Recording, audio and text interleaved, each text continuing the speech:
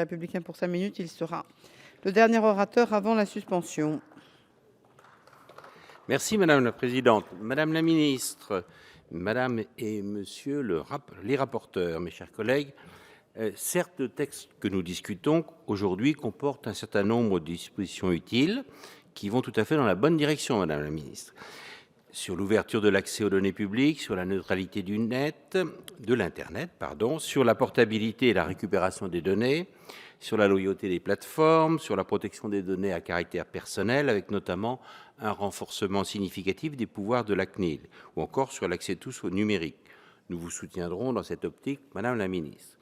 Mais la portée de ces dispositions utiles est souvent limitée, quand elles ne manquent pas franchement d'ambition. Par exemple, si le projet de loi corrige certaines insuffisances de la loi adoptée en décembre dernier, qui marquait un premier pas pour l'open data, ce projet comporte encore de nombreuses exceptions à l'ouverture de l'accès aux données publiques.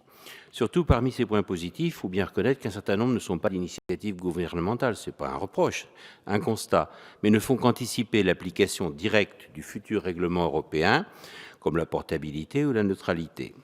Certaines dispositions du projet de loi sont en revanche inutiles. Il n'y en a pas beaucoup, heureusement, mais par exemple le schéma des usages, je l'ai dit en commission et je leur dirai, quand on peut faire quelque chose, il n'y a pas besoin de la loi pour le faire, la liberté est la règle. Certaines dispositions du texte sont risquées à mes yeux, parce que dépourvues d'une étude d'impact suffisante, comme le souligne d'ailleurs le Conseil d'État. Plus grave, le projet de loi fait l'impasse sur certains enjeux numériques qui me semblent fondamentaux. Par exemple, le texte ne comporte pas de dispositions sur les institutions politiques, ni sur l'éducation ou la formation au numérique. Une vraie république, c'est un territoire sur lequel les pouvoirs publics font respecter la loi nationale. En l'absence de souveraineté numérique, on ne peut parler de république numérique.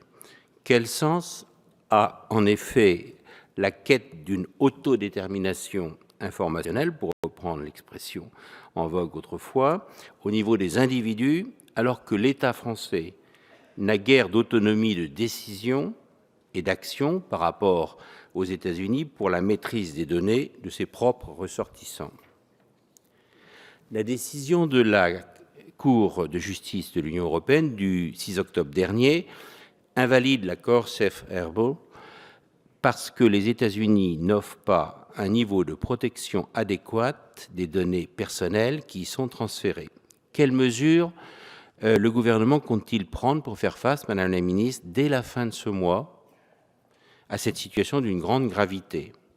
Quelles initiatives le gouvernement compte-t-il prendre par ailleurs pour résoudre le problème du nombre insuffisant de serveurs localisés en Europe pour stocker et traiter les données européennes, ou pour faire avancer un système d'exploitation souverain? Enfin, le rythme de l'action du gouvernement dans le domaine du numérique est pour le moins paradoxal. D'un côté, le gouvernement était en retard en décembre dernier de 6 mois sur la date limite pour réaliser la nécessaire transposition d'une directive européenne sur l'ouverture des données publiques, directive dont l'application pourtant était conditionnée par cette loi. Et de l'autre côté, ce même gouvernement anticipe de plus de 2 ans l'application d'un règlement européen qui, lui, n'a pas besoin de cette loi. Cette façon de faire pose un certain nombre de questions. D'abord, quelle est la valeur juridique ajoutée du projet de loi par rapport au règlement européen?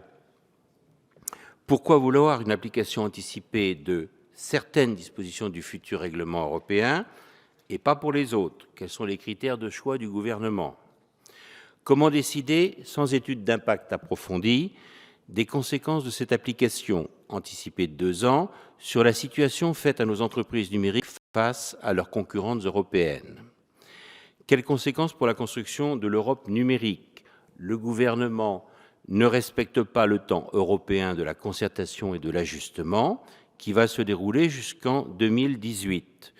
Le gouvernement risque ainsi de placer la France en contradiction avec la nécessaire solidarité européenne pour créer une réponse capable de peser dans l'élaboration des règles mondiales sur l'Internet.